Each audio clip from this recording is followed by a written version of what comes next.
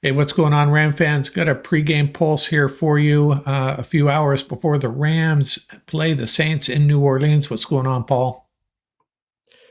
What's going on, buddy? Got the championship lid, right? Yeah, Shouting out the Dodgers. how long are you going to continue wearing that? They had a big signing there too. The pitcher Snell, huh? Blake Snell, yeah, that brought Yeah, in a lefty. So you got to rock that championship energy. Hopefully, it rubs off a little bit on the Rams. Going with the blue and gold today. So we'll see how it works. yeah. Thanks for joining on a Sunday morning. This is I find these a lot of fun. Just last minute talk about the games. Hey, you wanted to talk about give some shout outs to some former Rams players and coaches, huh? I've had it. So right off the bat, say it is not so. One of my favorites, Jonah Williams, got signed by the Lions. As you know, the Lions have been hit with injuries recently, so they signed Jonah Williams off of the practice squad. Cleveland today also signed Jerron Christian, one of the offensive linemen off the practice squad. And big shout out to Thomas Brown, who's now the interim head coach over in Chicago. Ram Nation, he's one of our own running back coach back in 2020. He was also assistant head coach and running back coach in 2021, assistant head coach, tight end coach for the Rams in 2022, that went on to be Panthers OC in 23. 24 joined the Bears as their passing game coordinator, now gets his shot at being the head dog. So good luck. Ram Pride, I know he's going to do a great job. Yeah, and I have voiced my opposition to just handing the permanent job to interim coaches, but he might be a good fit there. Yeah, so maybe he'll stick. We'll see. Yeah. Um, Hey, before we get on to the NFL, me and you were talking prior to recording here about this dilemma debacle occurring in the at the college level, and it was Ohio State, Michigan, Florida State, Arizona State planting a trident on the logo of Arizona, and there was one other game, I forget who it was. And North Carolina State.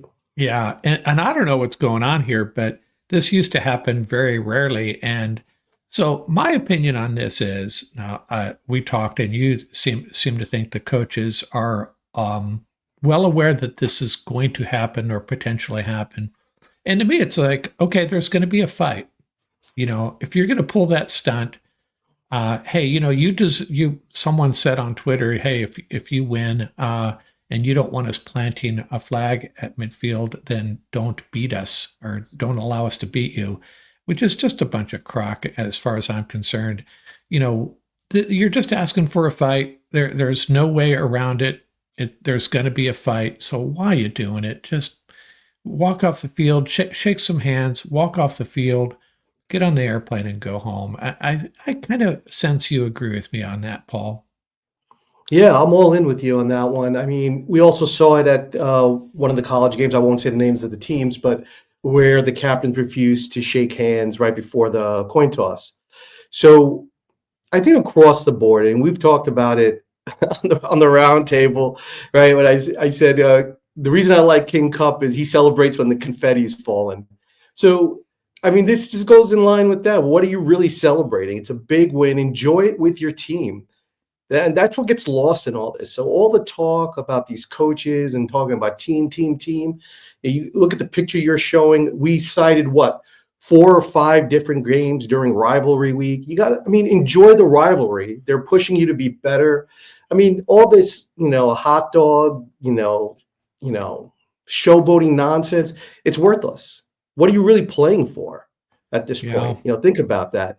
The bottom line is, if it's a great win, celebrate with your team. So what's getting lost in all this is a great team victory, right? Because if you think about it, where should Michigan have been? They should have been in their locker room celebrating with each other, appreciating the contributions of every player. And it's the coaching staff also. Like, you have to have a better handle on what your players are doing and how they're conducting themselves. That's part of the progression in college football and also in the NFL as well. We see a lot of this in the NFL. It's getting out of hand.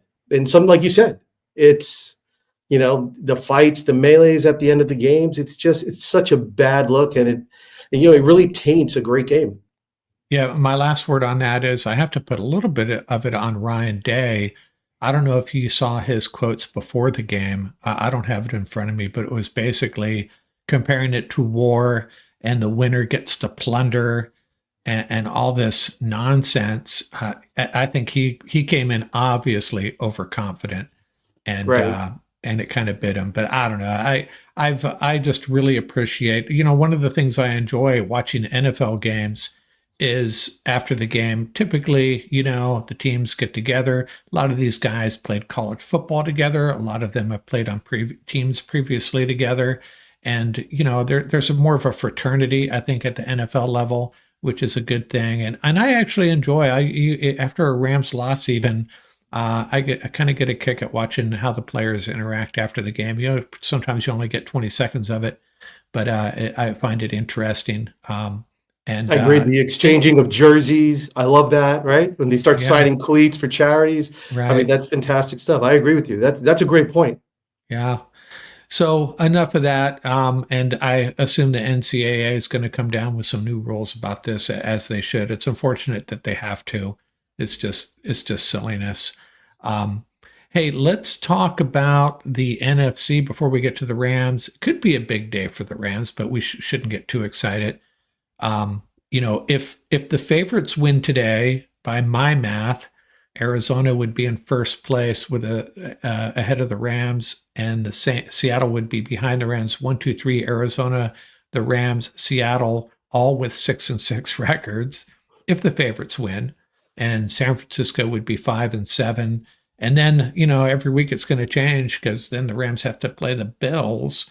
So which makes this game more important, all the more important. Arizona at Minnesota. Minnesota's on a roll. So, in Arizona, coming off that kind of a dreadful offensive performance in Seattle, you got to feel good about the Vikings' chances there, right? Yeah, absolutely. And if you look at their record, they've been 9-2. What a year they're having. Coach O, what a great job, man. What a great job he's done over there. And for the Rams, you hear that sound? That is the sound of the door being left open. They are very, very fortunate we're even having this conversation and they're not out of the race. So I think a big, big part of that will be this, in terms of the Ram implications, is this Buffalo game. There's already snow up there. If Buffalo wins, they clinch a playoff spot. So that might impact if they're all in next week against the Rams. So that might have huge, huge implications for us. So that's going to be huge. So you got the Seahawks at the Jets, and I thought it was a misprint at first. Jets favored by 1. That kind of surprised me, but flying across the country, going to be a cold weather game, of course. Um, the Seahawks defense has been playing better. I still, the Seahawks to me are the most difficult team to predict on a week to week basis, a year to year basis. They always seem to surprise either by overperforming, underperforming, crazy things happening in their games. I guess you're a Jets fan this weekend. You're surrounded by Jets fans, and I guess you're on board with that this weekend, anyways, huh? Yeah, listen, I try to watch as many games in addition to the Rams. The theme for today really is the Rams need to start playing football again. They need to take care of their own business, right? And they need to start getting some wins. So regardless of what these other teams do, right? You and I have been talking about it. Ian's been talking about it. They've received so much help to be, still in the race, but they just got to start getting dubs. That's the bottom line. Just go out and play football, play quality football on both sides of the line of scrimmage, and let everything sort of take care of itself. So we'll see how it goes today because they got a tough game ahead of them. Yeah, someone that is not a Rams fan. Who was it? I was talking to someone and just an outsider looking in, and he said, the Rams, one week they just look so good, and then the next week you're like, who are these guys? And I guess that's kind of true. Just a really, bouncing around from mediocrity to heck, this is a good football team. I don't know, man. Hard team to figure out. So, let's talk about our Rams. Rams at Saints in New Orleans. I like to think of it as returning to the scene of the crime. That's they that non-interference call in New Orleans. We always have some interesting games against the Saints. And this one, a really big factor from my perspective is, and I don't know for sure yet, but it looks like Alaric Jackson and Rob Havenstein are both going to play. Now, Alaric has missed practice, and McVay indicated that they're just playing it safe. He should be good to go. They just don't want him stressing it at all. And Havenstein was a full participant. Do you ever read on that? Any news that you have on that I may have missed? Yeah, just before I logged on, I wanted to see if there were any updates, but it looks like it's the status quo. So basically, they were saying that Alaric had something going on with his foot, and they didn't want to take any chances, and that's why they held it out. It was totally precautionary. So that's their position on Alaric. They say Havenstein Monster is back; he's a full go. You know, listen, we've heard this all season, and we know how the Rams are with injury reports. So you'll take that with a grain of salt. But listen, regardless of who's in there, they got to protect Stafford today. That's the bottom line.